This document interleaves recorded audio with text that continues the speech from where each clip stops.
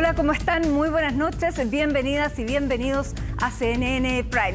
Vamos a revisar a partir de ahora todas las noticias que están marcando este primer viernes de junio. Siguen los coletazos tras la extensa cuenta pública del presidente Boric. Hoy el ministro Mario Marcel aclaró que una eventual condonación del CAE no será financiada con la reforma tributaria. Las dudas surgieron luego del anuncio del mandatario respecto de condicionar la promesa educativa con la aprobación del proyecto. El titular de Hacienda aseguró que los dichos responden a establecer un orden de prioridades del Ejecutivo. Condena transversal tras un ataque incendiario a una escuela rural en Victoria. La Fiscalía investiga el vínculo entre este suceso y otros 17 hechos delictivos registrados en el último mes en la zona. El grupo Resistencia Mapuche Mayeco se adjudicó el atentado, el cual consumió todo el inmueble, pero no dejó víctimas fatales ni heridos. Y el 12º Juzgado de Garantía de Santiago sobreseyó definitivamente al sacerdote Felipe Berríos en una de las denuncias presentadas por la Fundación para la Confianza por presunto abuso sexual. El tribunal acogió la petición de la defensa del jesuita tras alegar la inexistencia del delito. Ahora Berríos está a la espera de la resolución de la investigación canónica.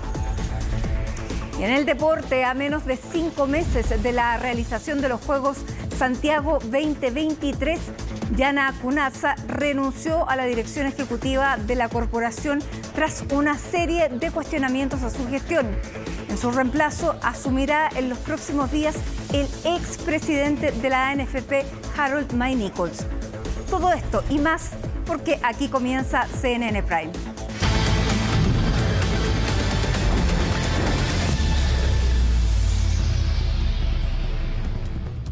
El pasado 27 de marzo comenzó el plan de recuperación de fachadas para 3 comunas de la región metropolitana: Loprado, Estación Central y Santiago. Al día de hoy ya se han logrado recuperar un 60% de las zonas patrimoniales vandalizadas y Daniela González nos va a mostrar. Esta fachada usted la reconoce. Es la iglesia San Francisco, en pleno centro de Santiago, tantas veces vandalizada, pero ahora tiene otra imagen. Y la verdad es que sí se ha notado un cambio y me parece súper positivo. Creo que es un buen momento para recuperarlo. El mismo plan de Calles sin Violencia también ha dado otros resultados, así que yo creo que es una buena iniciativa. Porque nos hacía harta falta que echaran una pintadita ya en la ciudad. Se ve mucho más bonito. Ya vi el centro como estaba, entonces era la pena meter. Y ojalá que dure, porque igual es fome que lo estén rayando, porque se ve feo para la ciudad. En un 60% de avance ya se encuentra el plan de recuperación de espacios públicos, una idea que pretende devolver los barrios a los vecinos y los turistas. El compromiso de las autoridades es que si las fachadas son vandalizadas 1000 veces se volverá a pintar.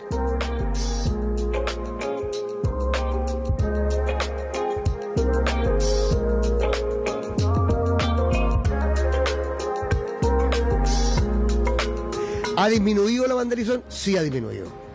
Un lugar limpio y un lugar bello es más difícil que alguien impunemente lo raye. Sin embargo, lamentablemente todavía hay personas que han insistido y el mensaje es claro. Vamos a reiterar el llamado a cuidar, pero también a decir que vamos a perseguir a quienes hagan daño al patrimonio y vamos a pintar cuantas veces sea necesario para que Santiago luzca lindo, bello y seguro. La recuperación es solo uno de los ejes del proyecto Alameda Providencia. El próximo año se comenzará formalmente a trabajar en la ciclovía que unirá Pajaritos con la Plaza Italia. Se instalarán luminarias, árboles y se mejorarán paraderos y veredas. Es un compromiso transversal. Estamos desplegando un amplio proyecto para darle dignidad, seguridad y belleza a ese espacio urbano con una intervención de 8 kilómetros entre Pajaritos y Plaza Baquedano. Podemos desentendernos del lamentable estado de la arteria principal de nuestra capital. Recuperarlo es un imperativo y también, les confieso, una determinación personal.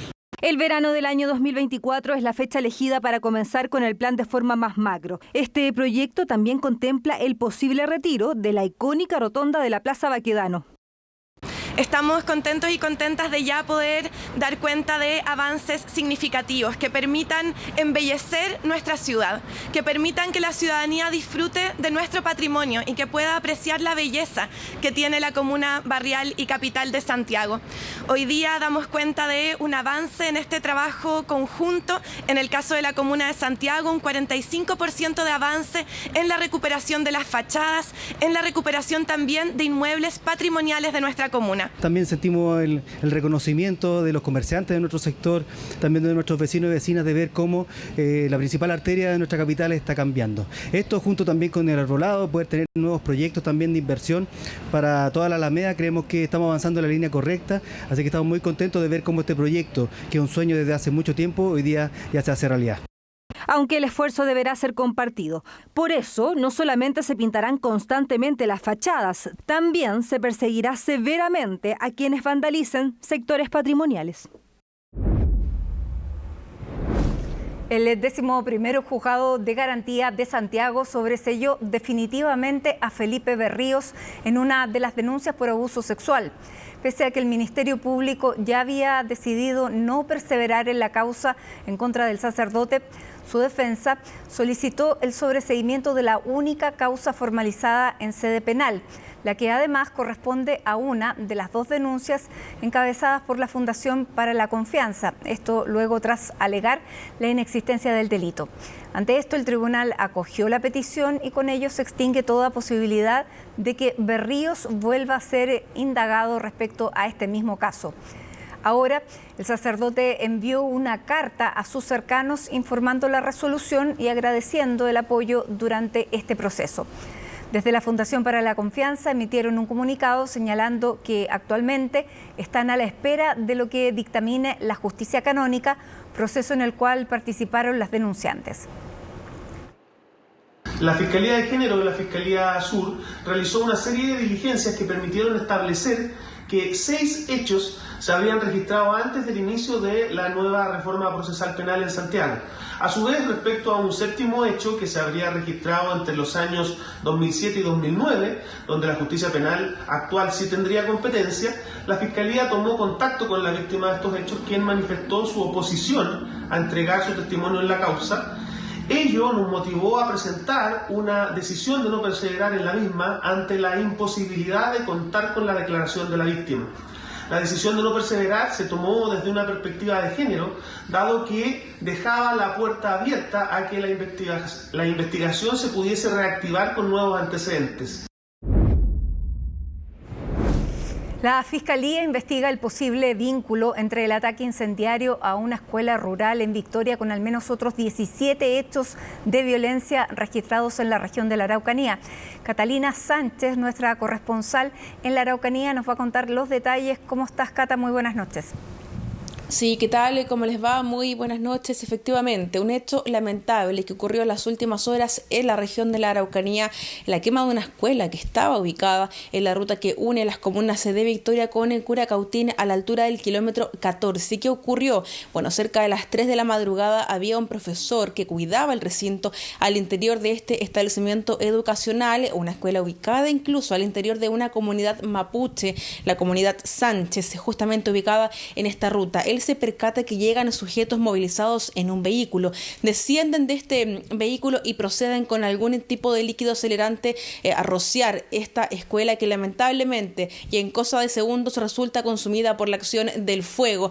¿Qué es lo que tiene que hacer esta persona que pudo presenciar? Lamentablemente lo que ocurrió, saltar por una ventana para poder evitar, ¿cierto?, quedar encerrado en el fuego, y él justamente es quien declara haber visto a estas personas, que más tarde se confirmaba también junto con el hallazgo de un lienzo, que se trataba de un nuevo hecho de violencia que ocurrió en la región de la Araucanía. Tenemos las reacciones por parte de esta persona que corresponde justamente a un profesor de esa escuela, ¿no?, que incluso tenía más de 100 años de existencia en esa querida comuna de Victoria para los más pequeñitos. Pasemos a escuchar sus palabras.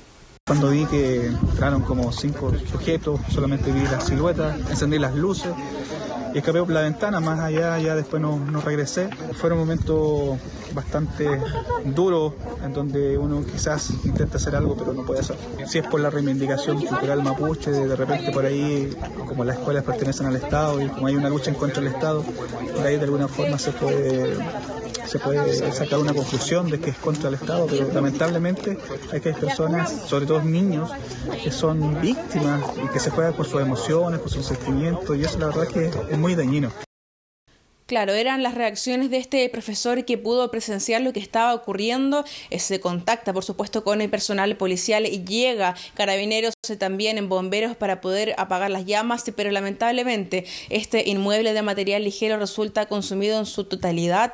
Una escuela rural que recibía por lo menos 18 niños de esa comunidad y también sectores aledaños que lamentablemente hoy día quedan sin su escuela. Durante la mañana llegaron padres, apoderados, autoridades, por supuesto, todo envuelto en cenizas, y eso generó por supuesto mucha tristeza, conmoción, consternados los vecinos por este nuevo atentado que deja a estos pequeños sin su escuela. Le preguntábamos, por ejemplo, al delegado qué va a ocurrir con los chicos, con los niños. Las niñas van a ser derivados a otros colegios, a otras escuelas para evitar que ellos queden sin sus clases. Bueno, eso es hoy día en lo que trabaja también la autoridad para poder trasladarlos lo más rápido posible. Tenemos reacciones además por parte de la Fiscalía porque hay una investigación en curso por una posible vinculación entre por lo menos 17 hechos de violencia que estarían relacionados con el traslado de 6 comuneros tras protagonizar un confuso incidente hace un par de semanas en el módulo de comuneros en la cárcel de Angol.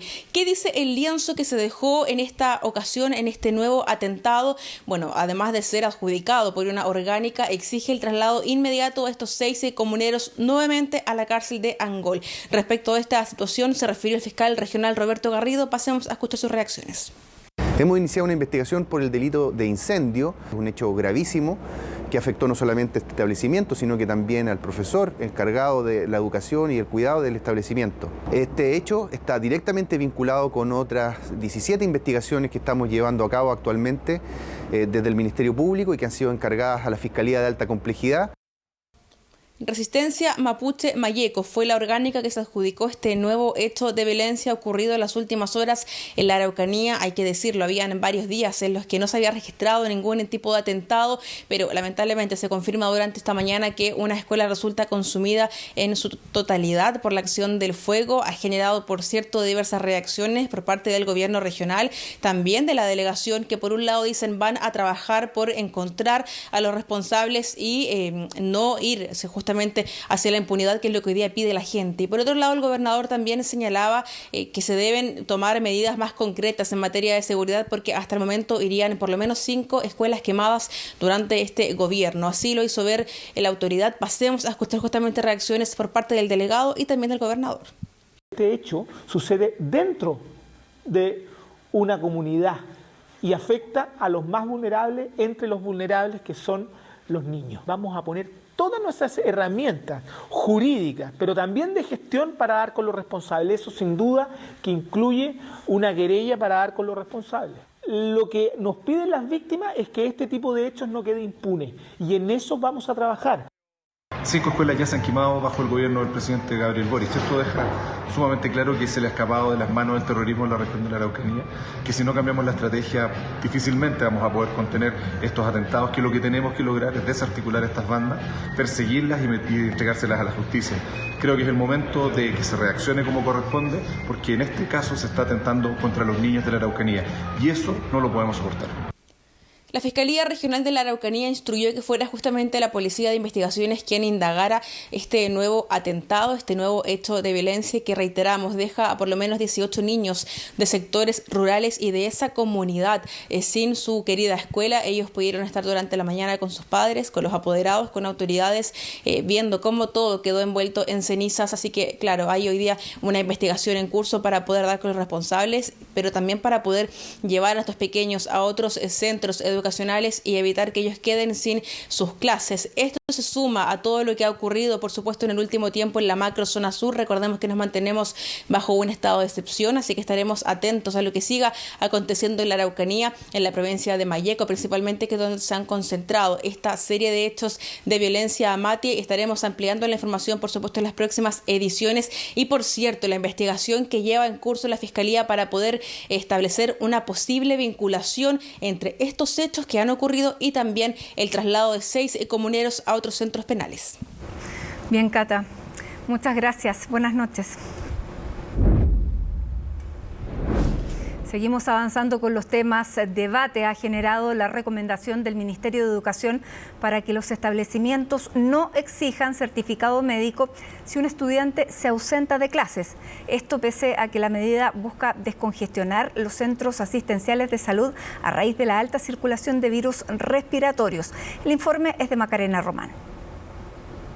Asientos así, desocupados en las aulas de clases, podrían estar siendo cada vez más comunes durante este otoño. Es que los contagios de virus respiratorios llegaron antes de lo esperado y por eso desde el Colegio Médico hicieron una solicitud al Ministerio de Educación. Y hoy día uno de los problemas que tiene la red asistencial es que hay muchos padres y madres cuidadores que asisten a la red asistencial buscando certificados para justificar las inasistencias de sus hijos al colegio. Desde el gremio pidieron al Mineduc recomendar que no se exija los certificados médicos cuando un estudiante es ausente por enfermedad, petición que fue recibida por la cartera liderada por el ministro Ávila. Quienes realmente se sientan con algún tipo de enfermedad, que sus familias efectivamente puedan dejarlos en casa y de esta manera, ¿no es cierto?, cuidar también al resto de los estudiantes. Según datos del Instituto de Salud Pública, la circulación de virus durante la semana 21 del año ha sido mayor que en temporadas anteriores. De hecho, si comparamos con la misma semana del 2019, los casos han aumentado más de 4 veces. El caso de las camas pediátricas, que es el foco particular que tuvimos en este momento, es del 92%, y como decía, es un número que se va moviendo porque la misma subsecretaría le va exigiendo a los hospitales que amplíen la cama y que hagan una reconversión de camas menos complejas a más complejas de manera de tener más cupos. En caso que tenga síntomas respiratorios, no llevarlo al centro educacional, al colegio o a la sala cuna para evitar que el resto de niños y niñas se enferme. Bajo esa realidad, habría justificación de la solicitud que está haciendo el Colmet para evitar el colapso de centros asistenciales. Sin embargo, las opiniones de apoderados son variadas. Mira, a mí me parece genial porque a veces ahí tiene alguna fiebre o algo simple y no es necesario de llevarlo. Encuentro que igual está bien porque hay muchos niños que se enferman, entonces igual hay alta demanda en las consultas médicas, en el consultorio hay mucha demanda, entonces igual yo encuentro que está bueno. Sí, a favor de que no la exijan. Que hay muchos padres que dejan a los niños solos en casa y los niños pueden salir a la plaza, pueden salir a donde ellos quieren sin autorización del padre. ¿Usted dice que se puede mal utilizar esta medida? Sí, yo creo que sí. Cuestionamientos de algunos apoderados y también por parte del Colegio de Profesores. Nos parece poco clara y poco efectiva la petición que se está haciendo, el llamado que se hace desde el Ministerio de Educación, porque en realidad uno entiende que quien va al hospital va a buscar medicina, va a buscar que un especialista lo vea y le entregue los caminos para poder sanar el problema de salud que tenga. Aunque desde el Mineduc han enfatizado que esta recomendación es cuando la ausencia está relacionada con un cuadro de gripe leve o situaciones por las cuales no es necesario llegar a un centro de salud. Además, se recomiendan que los establecimientos soliciten una comunicación por parte del apoderado. La justicia resolvió que el fisco debe pagar 680 millones de pesos a la senadora Fabiola Campillay y su familia. Esto luego que quedara ciega a causa de una lacrimógena disparada por un carabinero durante el estallido social. La decisión la adoptó la ministra de Fueros, Celia Catalán, quien acogió la demanda de indemnización de perjuicios presentada por la parlamentaria. La sentencia busca resarcir los daños morales causados por el actuar del carabinero Patricio Maturana, quien está condenado a 12 años y 183 días de presidio efectivo. El fallo establece que se acreditó el daño físico y psicológico que aún presenta Fabiola Campillay tras quedar ciega, perder 3 de los sentidos, y el daño psicológico de su marido, de sus hijas, su madre y su hermana.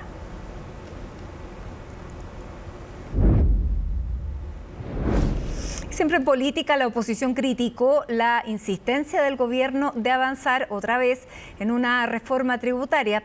Si bien el ministro de Hacienda aseguró que habrá cambios en el proyecto, lo cierto es que la oposición no terminan de convencerse de esta iniciativa y empujan al gobierno a avanzar en medidas que fortalezcan el crecimiento económico. Los detalles con Paul Foller.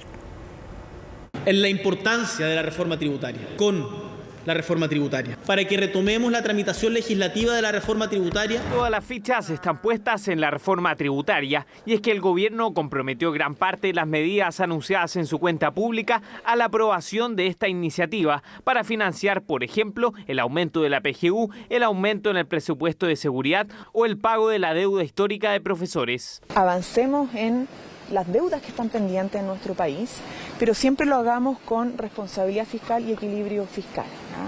Y eso implica y nos obliga a que, despejando el debate del pacto fiscal, podamos iniciar esos otros debates para saldar ese otro tipo de deuda. Otro tipo de deuda donde aparece el crédito con aval del Estado. En la cuenta pública, el presidente vinculó la condonación del CAE con la aprobación de una reforma tributaria, un punto que fue aclarado por el ministro de Hacienda. Un proyecto en la medida en que seamos capaces de ponernos de acuerdo respecto a un nuevo pacto fiscal. El presidente dijo que el tema del CAE se iba a abordar después de que se aprobara la reforma tributaria. Es lo mismo que señaló en la cuenta pública del año pasado. Y el CAE tiene que tener su propia fuente de financiamiento. Confusión que también se dio respecto de la expectativa de recaudación de la reforma. Si bien en un principio se esperaba que el proyecto captara alrededor del 4% del PIB, esas expectativas fueron moderándose e incluso se habló de un 2,5%, cifra que desestimó el ministro Marcel. Yo diría 2,5% del PIB y esto además está lo de royalty que ya se aprobó. Creo que no es el momento todavía de fijar una cifra, porque esa es una cifra que que tiene estos dos lados, tiene el lado tributario y tiene el lado del gasto.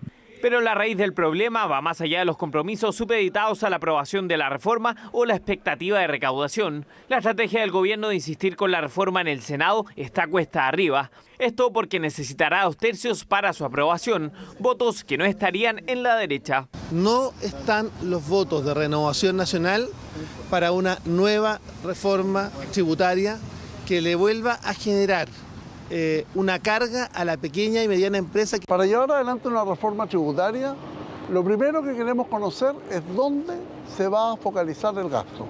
Y en segundo lugar, cuáles son las medidas que hoy día se están implementando para poder generar y poder controlar de mejor forma la evasión tributaria. Y es que en la oposición no gustó el anuncio del presidente de insistir con el proyecto y así se lo hicieron saber. Particularmente molestó al bloque que se les cargara el peso de avanzar en una reforma que sería la base de las medidas anunciadas por el gobierno. Además, se remarcan que no están por aprobar una reforma que contemple subir los impuestos. En cambio, sí presionan para avanzar en medidas que reactiven la economía y hagan más eficiente el gasto público. Misma línea impulsada por los gremios empresariales. Hoy día, si no tiene de dónde ir a buscar nuevos recursos frescos, porque no tiene la seguridad, ¿no es cierto?, de que le vaya bien en el Congreso, tiene que gestionar lo que tiene. Al no plantear nada de eso, el presidente lamentablemente genera incertidumbre. Hoy día Chile está con un crecimiento a la baja, con una inflación al alza y con un desempleo muy arriba.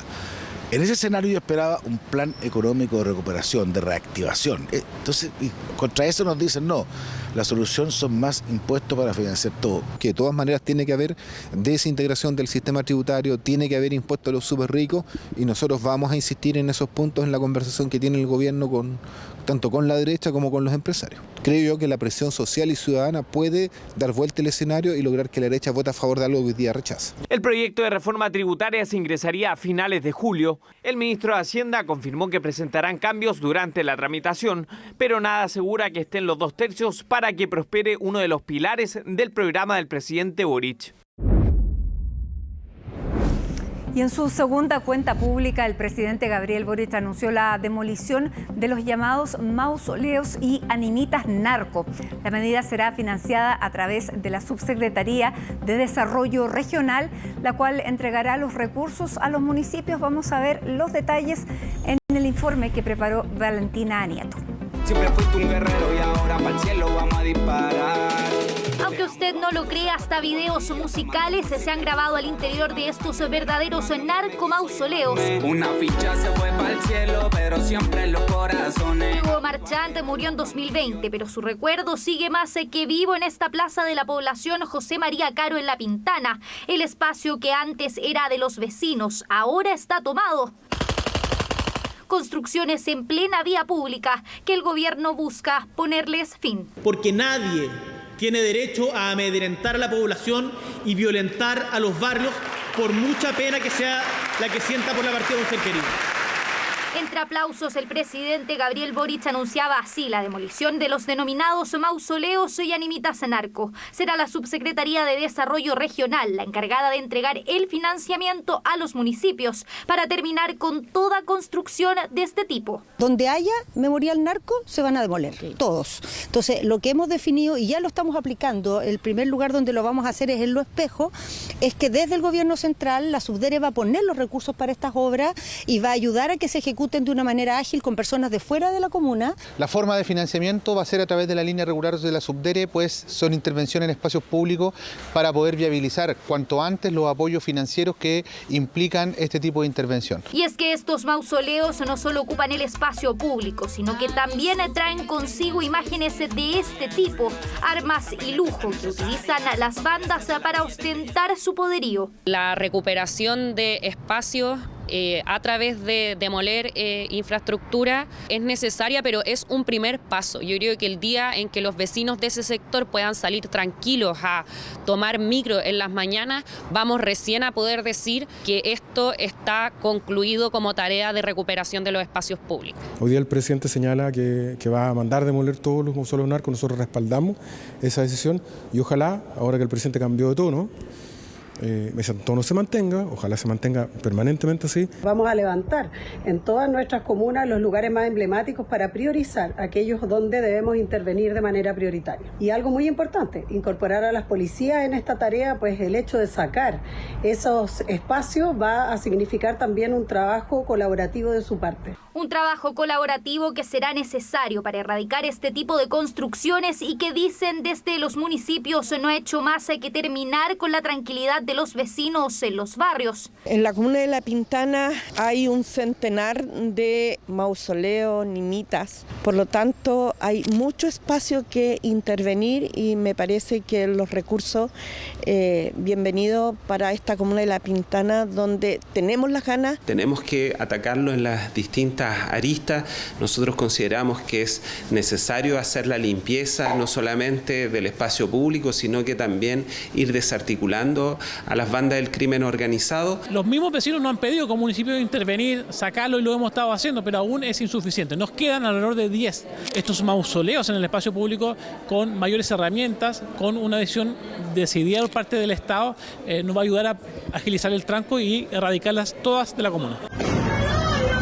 Pero además de la demolición de estos mausoleos, desde el gobierno anunciaron un proyecto de ley que busca restringir los denominados funerales de alto riesgo, limitando los días de velorio y el recorrido de los cortejos a través de una modificación del Código Sanitario. Queremos no solamente destruir mausoleos narcos, sino que también queremos dotar de esos lugares de servicios, de juegos, de volver a sentir la presencia de la comunidad y del Estado en esos espacios. Aquí, más que grandes diagnósticos, lo que se requiere son acciones, que la gente vea que en las distintas comunas de Santiago, donde hay estos mausoleos narcos que se han tomado el espacio público, que van a ser uno tras otro eliminados.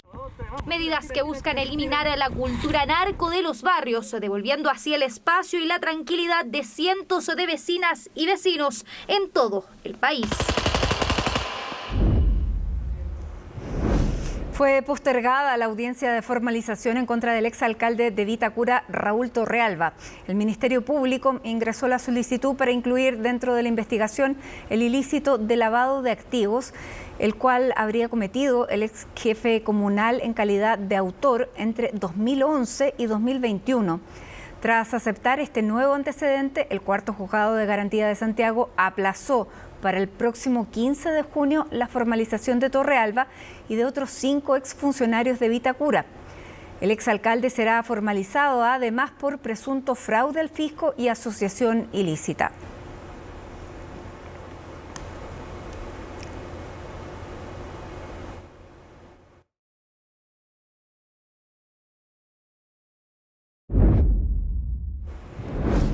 La expresidenta Michelle Bachelet fue la única de los exmandatarios invitados que participó de la cuenta pública del presidente Boric, lo que abrió el debate sobre su rol en el oficialismo y la posibilidad de reactivar su carrera política. Los detalles con Francisca Cárdenas.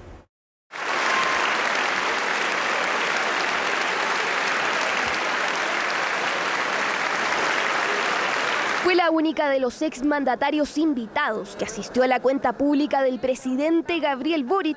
La expresidenta Michelle Bachelet debió responder a saludos, abrazos y hasta selfies, porque su presencia también marcó la ceremonia. Ministra Pla, a todas quienes formaron parte de la construcción de este ministerio. Y por cierto, a la presidenta Bachelet, que lo creo.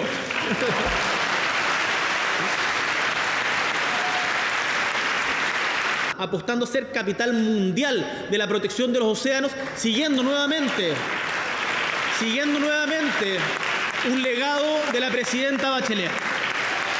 Fueron al menos 4 las veces que el presidente hizo mención a ella durante su discurso, destacando los legados de la exmandataria en distintas materias, mientras ella tomaba nota con lápiz y papel de la locución del presidente. Una presencia que despertó suspicacias y los más diversos análisis, desde el rol que puede jugar hasta si esto implica reactivar su carrera política. Si bien es cierto, todos los expresidentes y la expresidenta están invitados a participar de este acto republicano, la presencia de la exmandataria de alguna manera constituye una señal importante de un acercamiento entre el socialismo democrático y el gobierno del presidente Gabriel Boric. Y es que la expresidenta ha ido retomando sus nexos políticos luego de haber vuelto a Chile, donde incluso se manifestó dispuesta a ser candidata al Consejo Constitucional, un antecedente que miran con buenos ojos quienes piensan en las elecciones que vienen. Para hacer un gesto también como mundo progresista de apoyar una cuenta pública de un presidente que está impulsando transformaciones sociales. Y sea en otros roles políticos como parlamentaria, sea en el rol que sea, ella se va a destacar. Es una lideresa que puede asumir desafíos para construir la unidad necesaria que requerimos en el bloque gobernante entre las fuerzas políticas. Pero pese a las especulaciones, hay quienes aterrizan más su liderazgo, recalcando que ella puede contribuir principalmente en la unidad del sector. Veo que está muy lejos, como lo ha dicho ella misma, de buscar protagonismo, ser candidata a algo o buscar un lugar en la escena activa de la política. Por lo tanto, yo creo que en eso hay que ser muy cauteloso y ponderado. Tiene sin duda la decisión de poder, qué es lo que ocurre con su futuro. Yo creo que los partidos, ella como líder, siempre uno puede tener muy buenas conversaciones con los expresidentes y siempre una opinión que uno considera para varias cosas.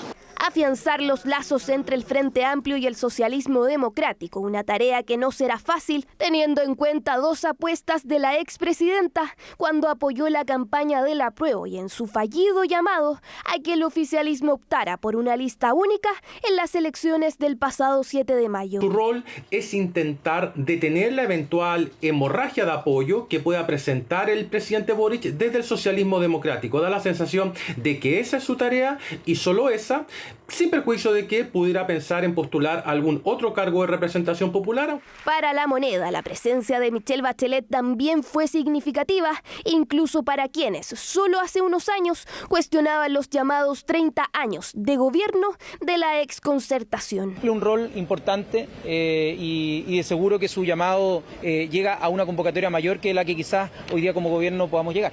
Participación de la exmandataria que marcó la segunda rendición de cuentas del presidente Boric, y es que no es usual que asistan exmandatarios. El último en asistir a una cuenta pública fue Eduardo Frei Ruiz Tagle y de la propia Bachelet en los inicios de su segundo mandato. El Ministerio de Salud respondió a los cuestionamientos de algunos expertos a la forma en que se mide la reducción de las listas de espera. Desde el MinSal defendieron utilizar la mediana y no el promedio de la espera por temas estadísticos. Asimismo, afirmaron que se trata de una recomendación que data desde el año 2016. Ángela Rayman nos cuenta más. Una cifra que en más de una oportunidad las autoridades de salud han destacado y que incluso durante la cuenta pública el presidente volvió a reiterar. La mediana del tiempo por paciente en las listas de espera por operaciones quirúrgicas ha disminuido de 490 días a 330 días, es decir, un 32,7% menos en comparación al año pasado. Los desafíos son aún más ambiciosos. Es nuestra prioridad reducir en un 40% los tiempos de espera al finalizar mi mandato. Y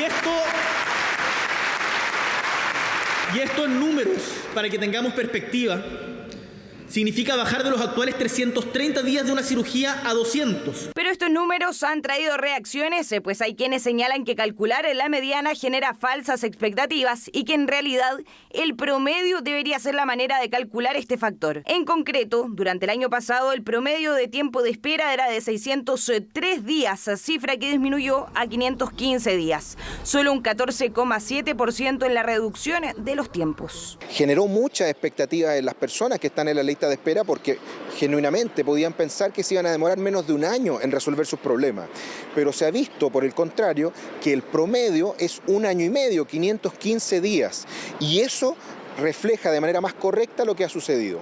Él sabe muy bien que desde el año 2012 en adelante el Ministerio de Salud reporta tanto los promedios como las medianas de los tiempos de espera. También sabe que el año 2017 se hizo una comisión de expertos para mejorar el registro y cómo se comunican los tiempos de espera.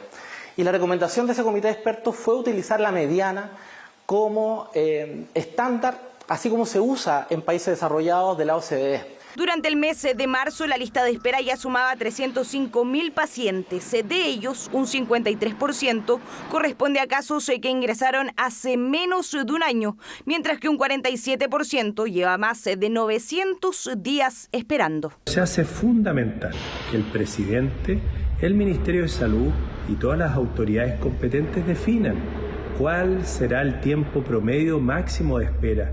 ¿Cuánto tiempo un chileno o chilena debiera esperar máximo en una lista de espera? Esa es una información crítica y útil. Los organismos como la OECD, por ejemplo, cuando hace sus publicaciones, usa para comparar a los países la mediana de espera porque el promedio queda muy influido por los valores extremos. El desafío del gobierno es continuar en la reducción del tiempo de la lista de espera en la mediana del 40%, es decir, reducir de 360 días a 200 días. Un desafío que los especialistas ven posible, aunque con diversas complicaciones de por medio. 1 de cada 4 personas que fallece estaba en una lista de espera y el Estado le prometió una atención que nunca le dio, es decir, la persona falleció antes de resolver su problema. La primera causa que tiene mayor cantidad de números de días de retraso es el cáncer del sistema nervioso central. En segundo lugar, el cáncer de niños. El cáncer que tiene mayor cantidad de prestaciones de vejez atrasadas es el cáncer en mujeres. El cáncer cervicuterino, el segundo lugar es el cáncer de mama. Durante el año 2022, la lista de espera se incrementó en más de un 11% a nivel nacional. Sin embargo, destacando las cifras que el sistema de salud ha podido enfrentar, durante el año pasado se realizaron 100.000 cirugías más por sobre el año 2021.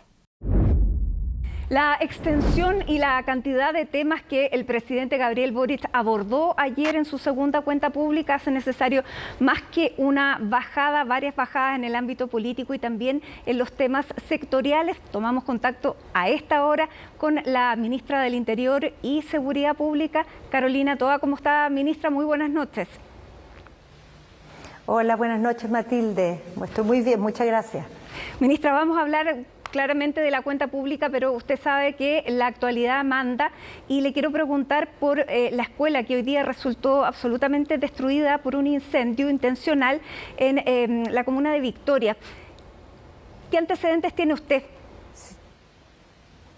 A ver, lo primero es decir que este tipo de atentados, dentro de lo condenables que son todos los atentados, son de los que merecen más reproche.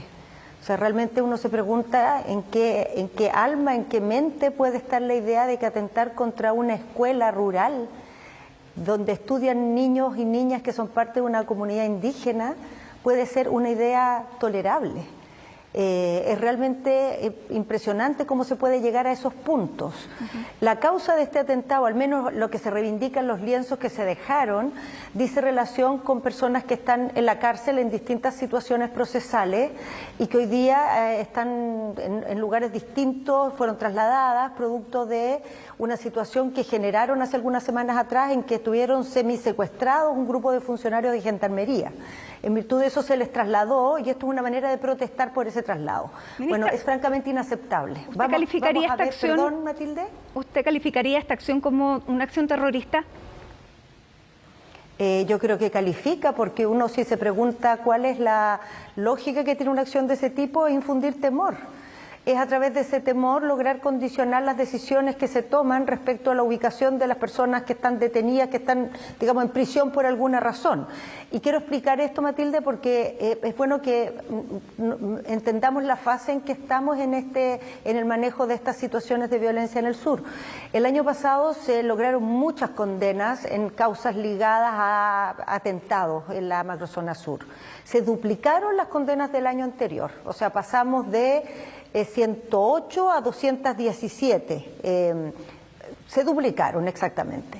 Las personas, una vez que están en los procesos judiciales, que hay audiencias, que se va a dictar sentencia, que ya están condenadas y se toman decisiones dentro de los penales respecto a su traslado o a medidas disciplinarias producto de que tienen actuaciones, digamos, que están fuera de las reglas de los penales, los grupos que los apoyan hacen acciones de represalia afuera, de distinto tipo. Esta es una acción de represalia, por ejemplo. Exactamente, el gobernador Rivas dice que esta es la quinta escuela que se quema, que es víctima de atentados, y dice que al gobierno el terrorismo se le escapó de las manos.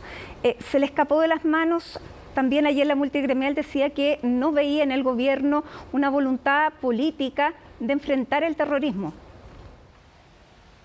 Bueno, creo que son términos poco aceptables, Matilde, porque este gobierno ha logrado reducir este tipo de acciones de manera categórica con la política que ha desarrollado. Si en algún momento esto estuvo escapado de las manos es cuando había los índices que teníamos hace un tiempo atrás, ¿no? Y las acciones que se emprendían por parte del Estado para controlarlas solían tener como resultado que se agravaban los atentados y que se generaban retrocesos en ir construyendo una situación que nos saque de la crisis que por largo tiempo ha tenido la Araucanía. Pero esto no es un tema respecto al gobierno anterior, en realidad es un tema largo, es una historia larga en la que llevamos muchas décadas y las últimas dos con acciones violentas preocupantes. Y entonces lo que se requiere es tener seriedad. Entonces, si queremos tratar esto seriamente, busquemos maneras de tener soluciones efectivas y no dimes y diretes de la política que ayudan poco. Exactamente. ¿Habrá algún cambio de estrategia, ministra? Encontrar a las personas. ¿Habrá un cambio habrá un cambio de estrategia? Porque lo que se pide es que ahora, más que actuar reactivamente, se persiga a los grupos que ya se sabe que existen. Sí, bueno, se ha actuado no reactivamente, por algo tenemos personas presas, ¿no? Porque se las ha ido a buscar, porque se ha investigado, porque se han preparado golpes para desarmar varias de las estructuras jerárquicas que están a la cabeza de estos grupos, pero en lo que sí hay un punto, digamos, en que podemos estar de acuerdo, es que en esta etapa, después de un año del estado de excepción y después de que en los últimos 2 o 3 meses hemos visto un tipo de acciones más violentas, como un recrudecimiento de las acciones más violentas, es una época también en que hay que hacerle ajustes a la estrategia, porque la estrategia que tuvimos en la primera etapa, que dio resultados, que bajaron la cantidad de atentados, que bajaron las usurpaciones, que detuvimos y mandamos, digamos, logramos condenas para muchos de los jefes de estos grupos, ese tipo de estrategia dio sus frutos, pero ahora nos estamos topando con otra realidad. Los grupos están concentrados en un territorio más acotado, pero están haciendo un tipo de acción que ya no es como era antes, que principalmente bloqueaban caminos y cosas de ese tipo, sino que están mucho más centrados en hacer atentados que generan temor y mucho más focalizados. ¿Se puede perfeccionar el estado de excepción, ministra? Así es, la próxima semana que nos toca renovación, vamos a llevar al Congreso una serie de elementos nuevos en relación a lo que hemos estado haciendo el último tiempo, tanto en las estrategias operativas como en la manera que está establecido, conceptualizado el estado de excepción. Vamos a hacerle algunos ajustes adicionales al decreto con el que se, aprueba el estado de excepción, y vamos a llevar también, para informar a los parlamentarios y parlamentarias, varias decisiones que se han tomado en el terreno respecto a cómo mejorar las coordinaciones y también el trabajo con los distintos grupos que representan a las potenciales víctimas. Bueno, hubo cambio en el jefe de zona hace un tiempo. Sí, estamos en esa idea de que es otra etapa. ¿Perdón? Que hubo cambio de jefe de zona en el último tiempo también. Ahora, ministra, el presidente ayer cada 3 meses hay. Exactamente, el presidente ayer habló de estos hechos, los califica como terroristas, eso es bien recibido en la macrozona sur. Sin embargo, lo que se pide también es una estrategia que permita, ya que no se invoca la ley antiterrorista por las dificultades que tiene, mejorarla. Bueno, ya sabemos que ha tenido 2 intentos bien frustrados, pero se pide también que se ponga urgencia al proyecto que se va a presentar y que es parte de estas 33 medidas que ustedes acordaron con los presidentes de ambas cámaras. ¿Qué urgencia se le puede poner a esa herramienta? O sea, lo primero con la ley antiterrorista es que hay acuerdo transversal en que esa ley requiere una reforma. Tal como está redactado hoy día, prácticamente no funciona.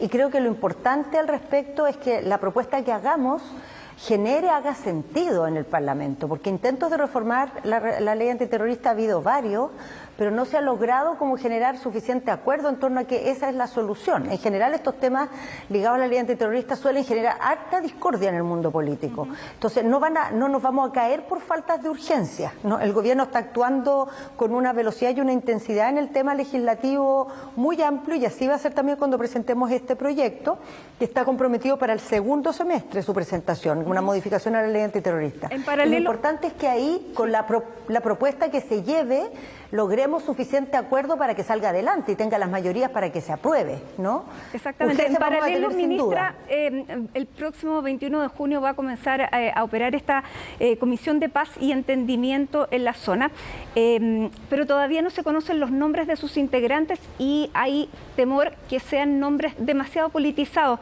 ¿Con qué criterios se van a elegir esas personas que ya deben estar elegidas? Hemos hecho un trabajo para conformar esta comisión mirando las experiencias de otros países.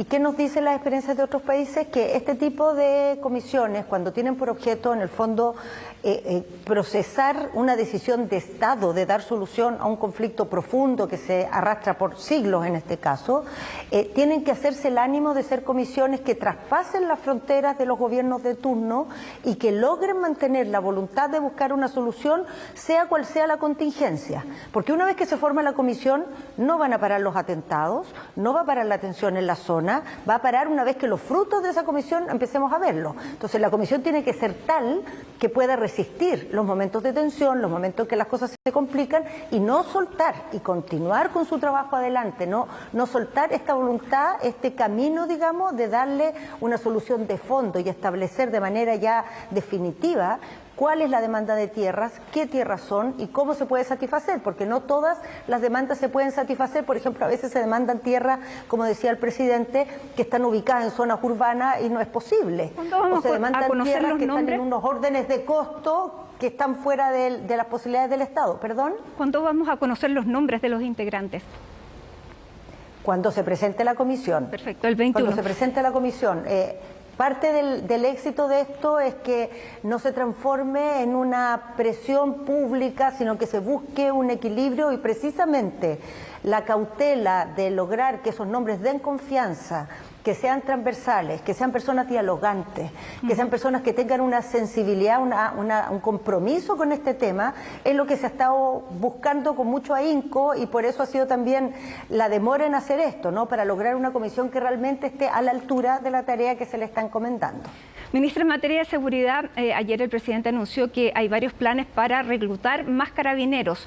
La gente pide presencia policial. Ustedes dicen que hay un número aproximadamente de 800 de de carabineros en retiro que pudieran volver. Son personas jóvenes que pueden tomar algunas acciones, algunas tareas.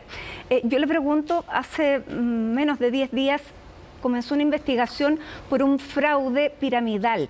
En ese fraude piramidal ya hay 3 personas que están detenidas, sin embargo, hay en principio 500 que se han autodenunciado y podría llegar a 5.000. En el escenario que necesitamos más carabineros y que un carabinero no puede tener abierto un proceso como este, ¿cómo se va a enfrentar esa coyuntura? A ver, primero no nos adelantemos, porque estos números que se han dado no son de personas que hicieron un fraude piramidal, sino que se denuncian porque fueron víctimas. Estas son esas típicas estafas, ¿no?, que te ofrecen participar de un negocio, tú enganchas y después resulta que es todo mentira. Ha habido varias personas conocidas que han caído en esas cosas. Entonces, la investigación tendrá que decir de esos cuáles fueron parte activa de este delito y cuáles fueron víctimas. Todo indica que la enorme mayoría son víctimas, los estafaron. No es que ellos tenían el ánimo de estafar a alguien. Y la verdad es que desde el punto de vista también de estas investigaciones, el otro día también hubo otra investigación que dio con una situación de corrupción al interior de Carabineros, es importante que las instituciones que están a cargo de vigilar la probidad, el cumplimiento de la ley, sean enérgicas y sean efectivas en detectar cuando hay situaciones que meritan ser investigadas. Eso es lo que nos protege, digamos, de que no lleguemos tarde cuando ya hay situaciones más graves como las que vimos años atrás cuando fueron los escándalos en Carabineros referidos a temas de dineros y que involucraron desde los altos mandos hasta todos los niveles. Ministra, ahora, en la actualidad, la verdad... ¿Perdón? Sí, dígame.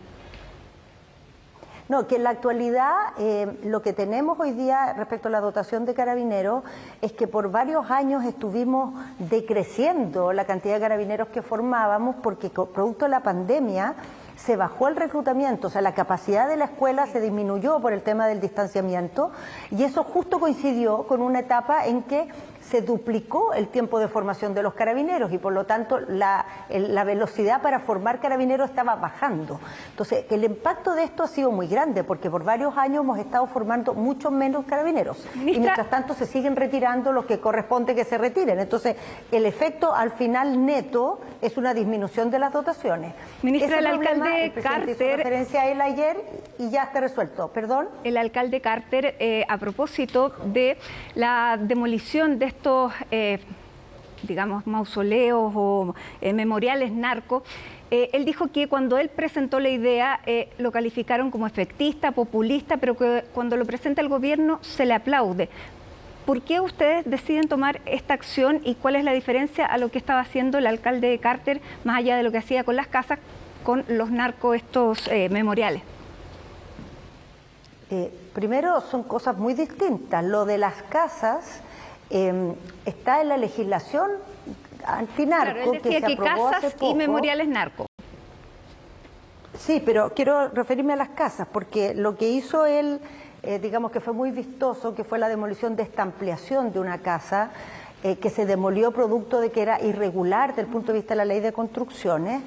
Es muy distinto de lo que podemos hacer ahora con la ley antinarco que aprobamos, porque eso permite perseguir el patrimonio de los narcotraficantes, el patrimonio que directa e indirectamente está vinculado a sus delitos y arrebatárselo por muchas vías nuevas que antes no existían, independiente de si cumple o no la ley de construcciones. Entonces eso es mucho más amplio y nos va a permitir herramientas mucho más modernas y efectivas para perseguir el patrimonio. Las animitas es totalmente distinto, porque eso lo que se hace ahí es que en los bienes nacionales de uso público, las plazas, se arman estos lugares de, no sé, de recuerdo, de conmemoración, de personas ligadas al narco que están fallecidas, y en torno a esos lugares los grupos narcos se reúnen, hacen ostentación de sus armas, prenden fuegos artificiales, hacen disparos, intimidan a la gente que circula, se apropian del lugar, ¿no? Los bienes nacionales de uso público son de administración municipal, el gobierno central no participa en su administración y por lo tanto no tiene herramientas para involucrarse en esto. Pero la manera en que podemos hacerlo, y que es lo que el presidente anunció ayer, es que desarrollemos a través de la Subsecretaría de Desarrollo Regional un fondo para financiar todas las acciones que los municipios hagan en materia de demoler estas estructuras. Y nosotros vamos desde esa, digamos, vía, facilitar que muchos municipios que no tienen los recursos o que por distintas razones se demoran o postergan este tipo de obras, ya no tengan excusas para no demoler. Avancemos en porque los temas, va a estar esta línea de financiamiento disponible para todos ellos. Muy bien, avancemos en los temas porque nos queda una parte bien importante que es la económica y lo que se ha planteado sobre la reforma tributaria que tuvo ayer un protagonismo tan grande, 10 veces la nombró el presidente.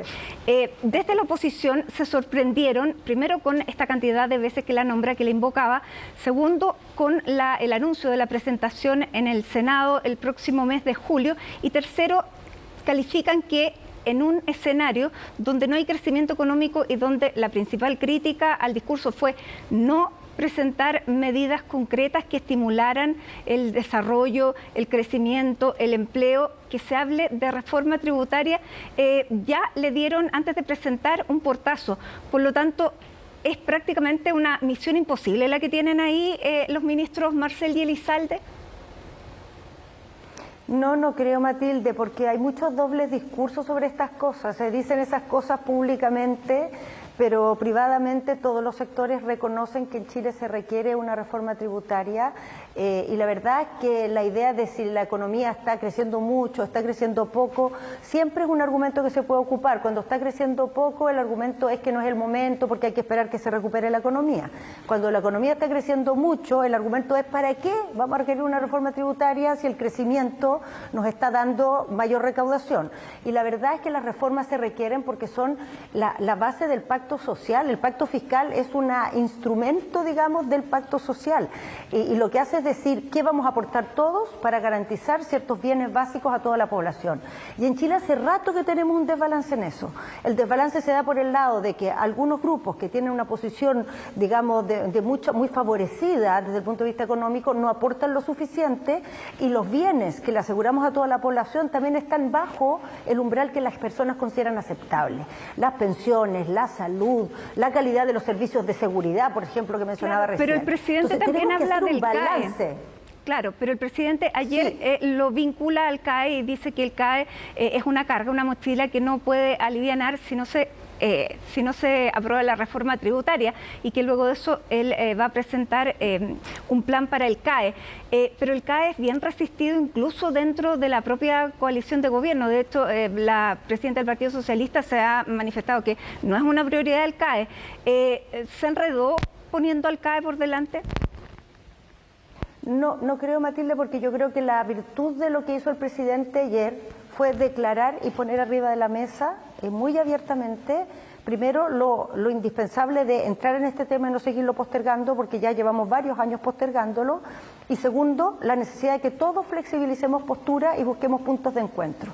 Entonces, a lo mejor el gobierno tiene la idea de financiar 10 prioridades con esto: la reforma previsional, el mejoramiento de la salud, ciertamente seguridad, ciertamente los cuidados, ciertamente algún tipo de facilidad para las personas que tienen deudas de la educación, y se verá en esas conversaciones cuáles de estos puntos generan acuerdos, y se verá cuántos recursos se requieren para financiarlo, y se verá cuál es la modalidad para recaudarlo. Entonces, es parte de la invitación del presidente. Es parte de la reforma tributaria. Es parte de la reforma tributaria lo que se va a destinar al CAE. Esa es la pregunta. No, es que eso es la conversación que hay que tener, pues. Ya. La propuesta del gobierno es financiar una reforma previsional, un mejoramiento de la salud, sistema de cuidado para apoyar a las mujeres que se dedican a cuidar a enfermos, a niños, a personas que no son autovalentes. Reforzamiento también, dije la seguridad, yo no sé si la mencioné, y facilidades para las personas que están endeudadas. En la conversación se verá cuáles de estos puntos generan acuerdo. Si alguien piensa, por ejemplo, que no es necesario financiar más políticas de seguridad, lo podrá decir ahí. Si alguien piensa que no es necesaria reforma previsional, si alguien piensa que el CAE no es necesario, lo podrá decir ahí. Y buscaremos un acuerdo en aquellos puntos que todos pensamos que son necesarios. Pero no se puede, con la excusa del CAE, negarle plata a la reforma previsional, negarle plata también al sistema de salud, o al aumento o fortalecimiento de las instituciones policiales.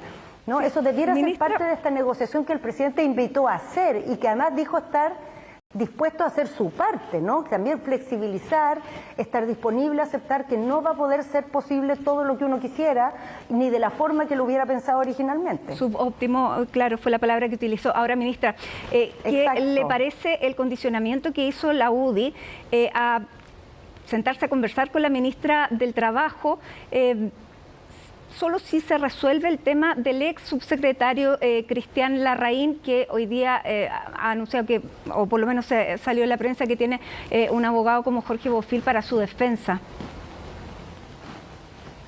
No me parece aceptable. No me parece aceptable que le digamos a las personas mayores que tienen que esperar a que se resuelva un debate político para que atendamos su necesidad de tener pensiones decentes. Me parece que si hay interés de conocer más sobre ese tema, por cierto, está toda la apertura y la validez de plantear esas dudas.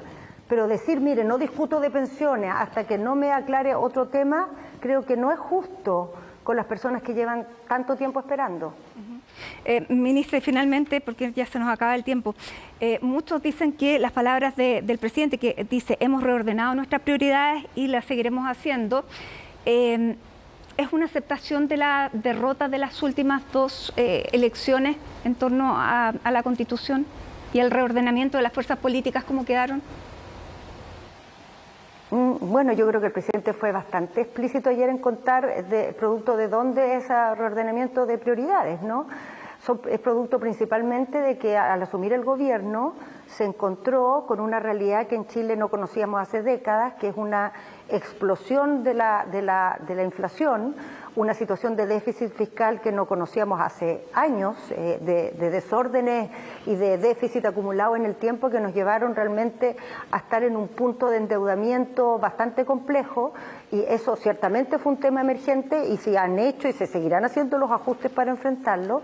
Y en los temas de seguridad, claramente lo que hemos tenido ya hace varios años es un aumento de delitos violentos, pero en el último tiempo eso ha generado una sensibilidad y una percepción ciudadana que no bastaba con los instrumentos que estaban desplegados en ese momento. O sea, piensen nomás ustedes que nosotros llevamos aprobados durante nuestro gobierno 14 leyes en materia de seguridad y tenemos comprometidos para este año como 20 más.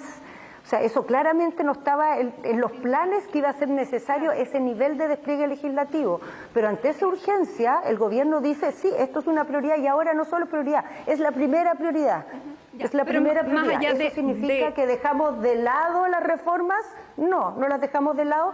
Y además, yo creo que hemos mostrado, Matilde, que se puede caminar y masticar chicle a la vez, porque mientras reforzamos la política económica y restablecemos el equilibrio fiscal, mientras profundizamos una acción en seguridad y una agenda legislativa, hemos logrado sacar proyectos muy improbables que tenían mucha resistencia originalmente en el Congreso, como el royalty, como el salario de 500.000 pesos, ¿cómo se desarrollan las 40 las conversaciones horas para los siguientes, ministras? Se nos acabó lamentablemente el tiempo, hay tanto para conversar. Le queremos agradecer, por cierto, este tiempo que se ha dado con nosotros. Feliz, seguimos porque las 3 horas 36 minutos dieron para muchas preguntas, muchas dudas. Ministra, que esté muy bien, muy buenas noches. Buenas noches, muchas gracias. Y a esta hora de la noche los invitamos a revisar nuestra página web porque hay información importante respecto al segundo pago del bolsillo familiar electrónico. Aquí ustedes pueden revisar si son beneficiarios y cuándo se van a pagar. Esta medida va a estar vigente hasta el domingo 31 de diciembre y permite complementar las compras presenciales con la tarjeta Cuenta RUT del Banco Estado de productos en comercios registrados como rubro alimenticio. ¿Cuánto se pagará? Se va a pagar 13.500 pesos mensuales por cada causante o carga familiar. Quienes tienen derecho a este beneficio, ustedes lo pueden revisar en nuestra página web www.cnnchile.com. También pueden revisar online si es beneficiario o no.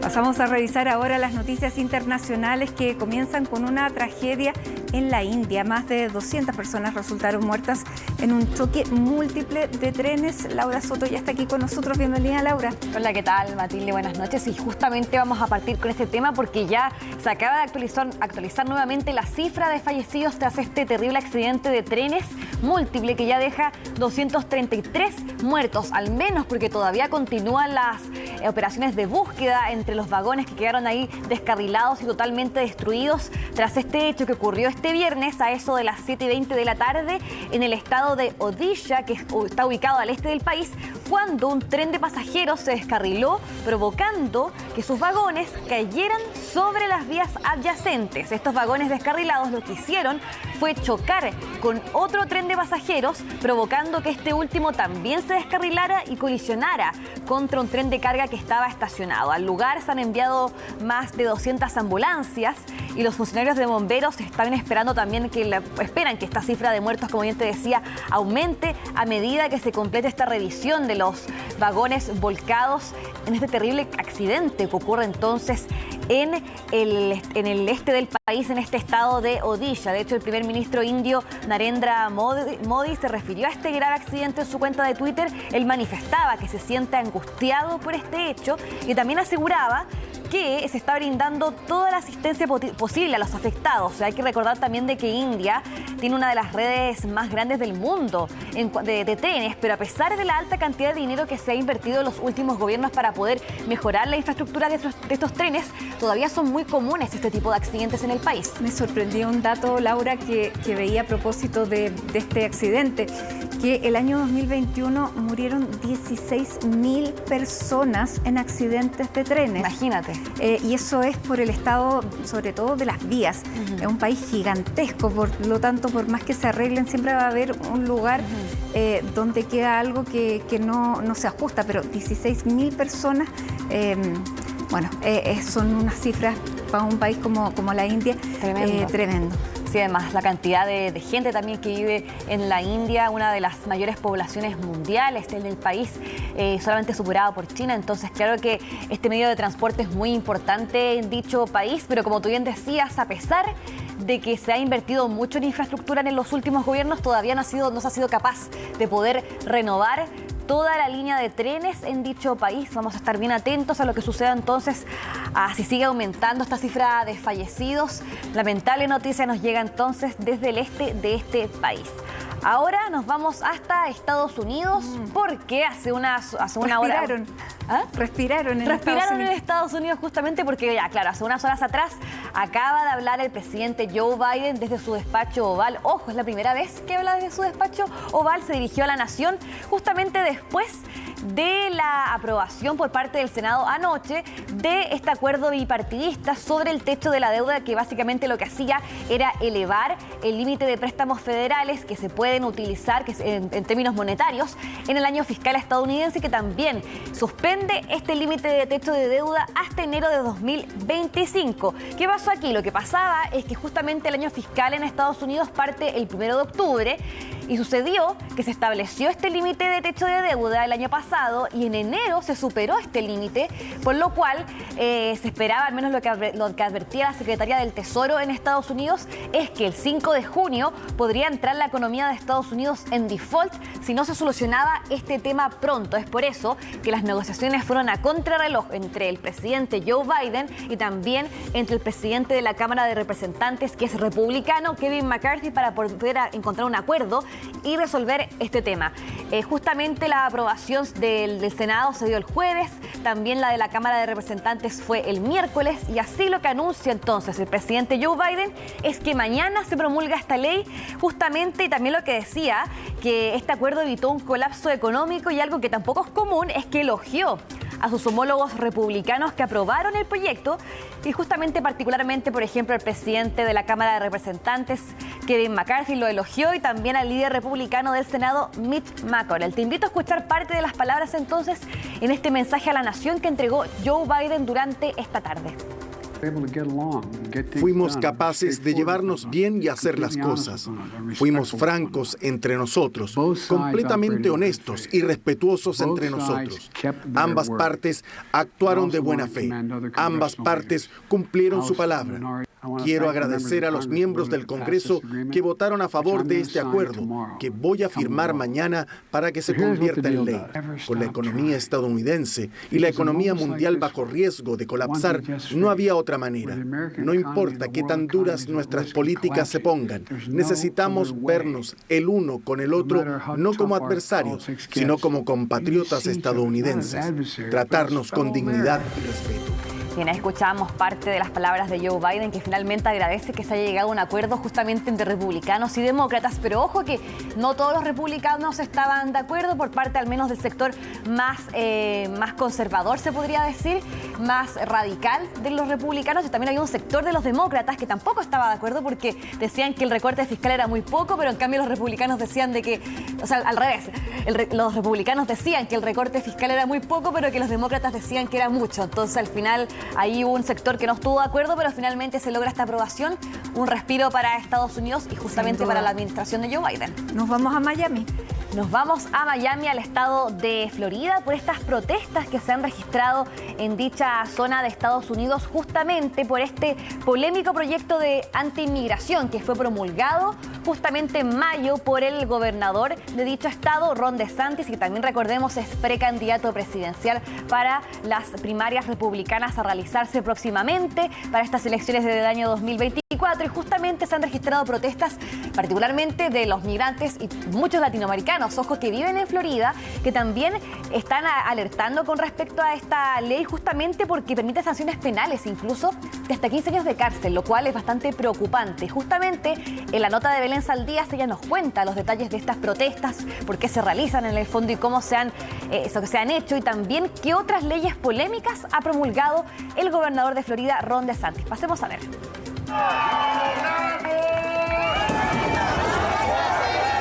Por varias jornadas estas imágenes se han repetido en el estado de Florida, en Estados Unidos. Cientos de personas protestando en contra de una nueva y estricta ley contra la inmigración ilegal promulgada por su gobernador republicano Ron DeSantis. Hemos estado aquí por décadas. Nuestros hijos nacieron aquí, nuestra familia está aquí. No nos vamos a ningún lado. Nos gusta seguir participando en él, en el crecimiento de este estado. Nosotros somos personas honradas. Simplemente venimos a trabajar, a salir adelante, sacar adelante a nuestra familia. Tenemos hijos ciudadanos aquí. Con el temor, los niños sufren. Preocupados, a temor a quedarse solos. Medida que generó alarma, puesto que, entre otras cosas, permite sanciones penales de hasta 15 años en prisión a quienes a sabiendas oculten, alberguen, protejan e incluso transporten a personas indocumentadas.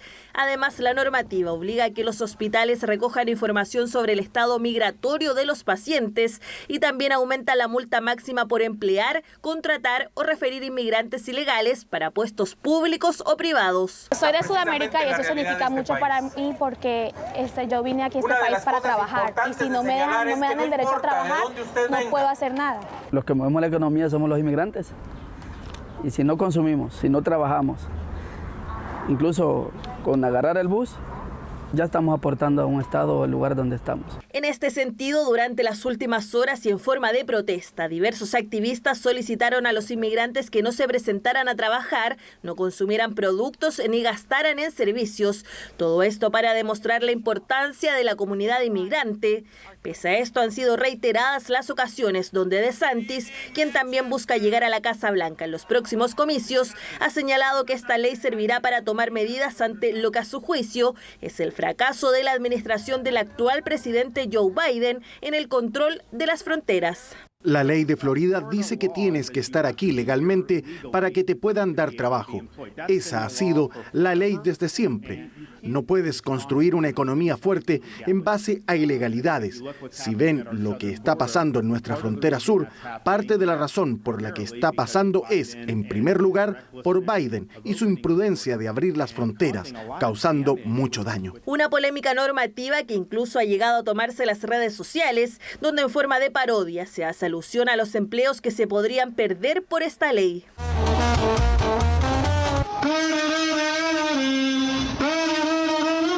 De todas formas, esta no es la única ley controversial que se ha aprobado bajo la administración del republicano Ron DeSantis. Anteriormente promulgó normativas como la denominada No Digas Gay, que prohíbe a los profesores abordar la identidad de género y la orientación sexual, y también una que busca ejercer control sobre los parques temáticos Walt Disney World. Por ahora, los inmigrantes ilegales se mantienen pendientes respecto a esta nueva normativa que debiera entrar en vigencia en julio próximo. Ya, ahora vamos al último tema, pero preguntarte primero si te gustaba Freddie Mercury de la banda Queen, el vocalista. Mucho, bueno, sí. Bien, justamente la casa de subastas Sotheby's va a lanzar una colección de 1.500 artículos inéditos por parte de que eran de este vocalista famosísimo, justamente entre los años 80 y 90, y justamente es una subasta que incluye, por ejemplo, letras escritas a manos por parte de él, obras de arte y también objetos, por ejemplo, ropa también, y que va a ser subastada justamente en septiembre. Lo que se va a hacer ahora con esta subasta es que va a ser exhibida públicamente por primera vez en una exhibición de un mes antes de venderse en 6 subastas separadas. Pero ¿qué artículos tiene? Por ejemplo, esa corona que ustedes ven ahí, esta corona que iba justo con un manto real que fue utilizada al final de la canción God Save the Queen durante la última gira del cantante en 1986, la última que realizó con Queen. Exactamente, con una subasta estimada de, escucha bien, $74.800 y $99.780. Bueno, ahí parte además, porque es una subasta. Claro, ese es un precio estimado, no sabemos realmente, así que al final hay mucha gente interesada, por supuesto, en estos artículos y se eleva mucho más este dinero. Ahí también lo que también está en esta subasta es los manuscritos, parte del borrador de la canción Bohemian Rhapsody, que por ejemplo muestra en estos manuscritos que pudo haber tenido otro nombre, Mongolian Rhapsody, estábamos leyendo. Desafortunado nombre, claro. Claro, por lo menos no fue, finalmente se eligió Bohemian Rhapsody, pero básicamente ahí es un manuscrito, un borrador de unas 15 páginas que muestran en el fondo cómo fue variando entonces estas ideas para poder crear esta obra maestra de Queen, y también en qué precio estimado está entre $1.1.928 y $1.502.921. Vamos a ver en cuánto sale. Aquí estaba mirando que también se subastan los anteojos, estos Ray-Ban. Sí. También la chaqueta de cuero. Esa, la que usó justamente en una presentación en vivo en Estados Unidos, la última que hizo en 1982. Son artículos inéditos en una colección que estaba muy bien cuidada ahí por parte de recordemos, su amiga Mary Austin, que también fue. Mira, lo que nos acompaña. Porque te gusta Freddie Mercury. Me interesaron las zapatillas que estaban ahí, que son del concierto de Wembley del 86. ¿Viste? Las vi. Ya, no sé si podré postular a la subasta, pero de que me interesan. Tiene varios ceros a la derecha. Si están los recursos, adelante, adelante. Perfecto. Sí. Y las traemos al programa. Exactamente. Tal cual. ¿Te gustaba Freddie Mercury? Mucho. Queen también, por supuesto, una tremenda banda. Muy bien. Bueno, vamos luego de la pausa con el deporte, Rodrigo, con algo además que tú adelantaste aquí en CNN Chile. Hoy es noticia, a las 4:30 de la tarde ya nos tenía el nombre de quién iba a suceder a la renunciada encargada de los Panamericanos de Chile. ¿Quién es? Exactamente, Harold May Nichols. Yo tampoco pensaba que lo iban a confirmar a las pocas horas, pero ya es un hecho. A 140 días de los Panamericanos tiene el gran desafío de enrielar un constructo, un desarrollo de este evento que hasta el minuto está bastante problemado. Exactamente, bueno, porque ahí están las imágenes de las cosas que están ahí a medio construir. Exactamente. Porque no tenemos nada, lo queremos todo, parecía que no teníamos nada, pero vamos y ahora hay que rendirlo todo, porque lo primero todo. Es rendir las cuentas que están pendientes. Bien, muy bien, nos vamos entonces, gracias Laura, después vuelve Rodrigo y los tres nos vamos a la pausa, pero no se vaya porque vamos a regresar con toda la polémica. Taylor Swift confirmó su gira latinoamericana, pero sin Chile. La cantante estadounidense anunció que visitará por primera vez la región con The Eras Tour. Los países en los que se presentará serán México, Argentina y Brasil entre el 24 de agosto y el 26 de noviembre de este año.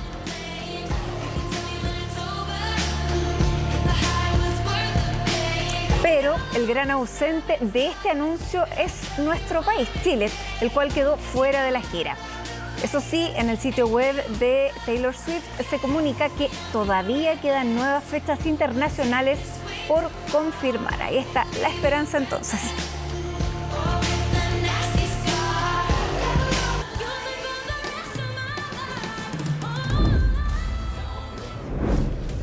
Y ya es hora de despedirnos. Muchísimas gracias por acompañarnos en CNN Prime. Sigan en nuestra sintonía. Ya viene el tiempo. Vamos a saber si finalmente llueve o no en estos días en la región metropolitana. Y luego toda la actualidad en CNN Magazine, la actualidad de la cultura y el espectáculo. Viernes 2 de junio, así estuvo nuestro país y el mundo. Somos CNN Chile. Que tengan muy buenas noches.